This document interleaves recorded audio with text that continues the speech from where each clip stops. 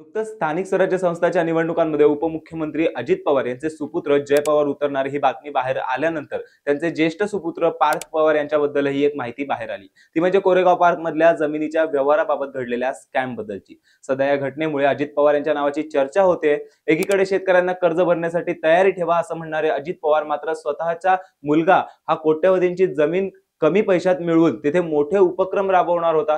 मात्र आता ते संपूर्ण स्कॅम बाहेर पडलाय। या प्रकरणात 4 जणांवरती गुन्हा दाखल झाला होता। दिग्विजय पाटील, शीतल तेजवानी, रवींद्र तारू आणि स्वतः पार्थ पवार। तब्बल 40 एकर जमीन होती जी पार्थ पवार यांच्या अमेडिया कंपनीने खरेदी केल्याचे दस्तऐवज पोलिसांकडे जमा आहेत। पण आता मात्र या प्रकरणातून पार्थ पवार यांचं नाव, त्यांच्यावरचा गुन्हा मागे घेण्यात आलाय। असं का झालं हा प्रश्न सगळ्यांनाच पडतोय। यावर प्रशासन काय म्हणतंय?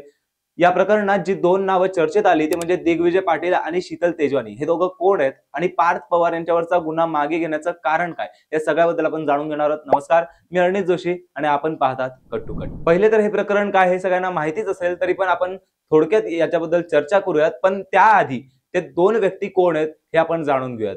तर पुण्यातला एक मोठा जमीन घोटाळा समोर आला। या प्रकरणात पार्थ पवारांचे मामे भाऊ आणि बिझनेस पार्टनर दिग्विजय पाटील यांच्यावर गुन्हा दाखल झालाय।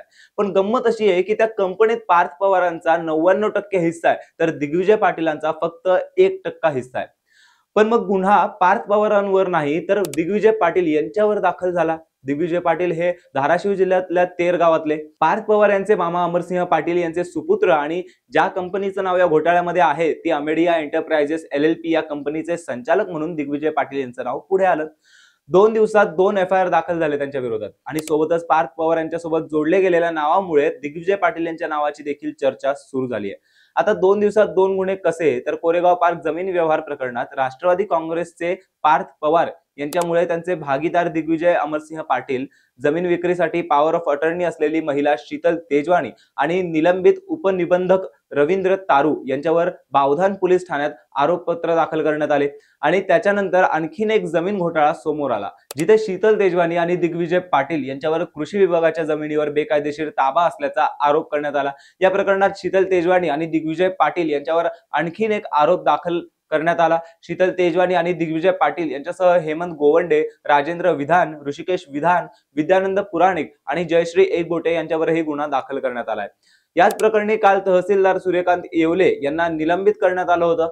पण त्यामध्ये दुसरी चर्चेत आलेली व्यक्ती ती होती म्हणजे शीतल तेजवानी। शीतल तेजवानी कोण? तर या प्रकरणातला मास्टरमाइंड म्हणायला हरकत नाही, कारण पॉवर ऑफ अटर्नी दाखवून त्यांनी जी जमीन स्वतःच्या नावावर करून घेतली ती जमीन सरकारच्या ताब्यातून सोडवून आणि कधी न रद्द होणारी power of attorney Sheetal Tejwani यांनी फक्त 10 ते 15 हजारामध्ये तयार करून घेतली होती। म्हणजे बघा, या प्रकरणामध्ये पार्थ पवार आणि दिग्विजय पाटील यांच्यापेक्षाही मोठा हात हा शीतल तेजवानी यांचा आहे। खरं तर शीतल तेजवानीने हा सगळा प्लॅन तयार केला होता। त्यानंतर पार्थ पवार यांच्या अमेडिया कंपनी सोबत त्यांनी हातमिळवणी करून हे प्रकरण घडवून आणलं अशी माहिती माध्यमांमध्ये पसरते। तरी या प्रकरणात अजूनही तपास सुरू आहे। आता तर थेट 9-10 जणांवरती गुन्हा दाखल करण्यात आलाय। नवीन FIR नुसार पोलिसांनी दिग्विजय पाटील यांच्यासोबतच पुणे शहराचे तहसीलदार सूर्यकांत येवले, हेमंत गोवंडे, राजेंद्र रामचंद्र विधान, ऋषिकेश माधव विधान, मंगल माधव विद्वांस हे तिघही विद्यानंद पैठेतील रहिवासी आहेत। आणि त्यांच्यासोबतच मुंबईमधल्या जयश्री संजय एकबोटे आणि शीतल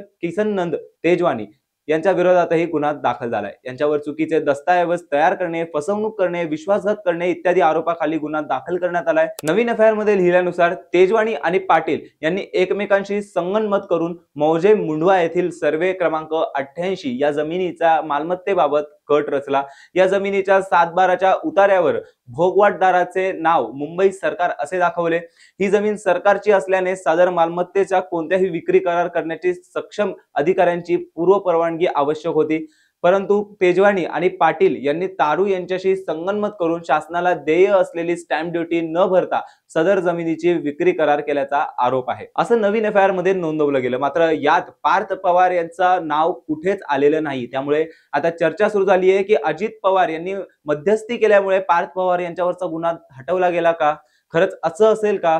जशाच तसे असलेले अजित पवार स्वतःच्या मुलासाठी या प्रकरणामध्ये अशा गोष्टी करू शकतील का, असा प्रश्न अनेक नागरिकांना पडतोय, अनेक माध्यमांना पडतोय. मात्र यात सत्य काय हे चौकशीनंतर कळेलच.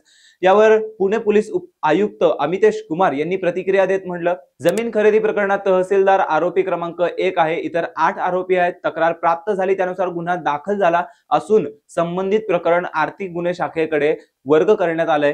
सोबतच पार्थ पवार यांच्यावर गुन्हा दाखल न झाल्या संबंधित त्यांना प्रश्न विचारल्यावर ते म्हणाले, सध्या या प्रकरणावर टिप्पणी करणे संयुक्तिक होणार नाही.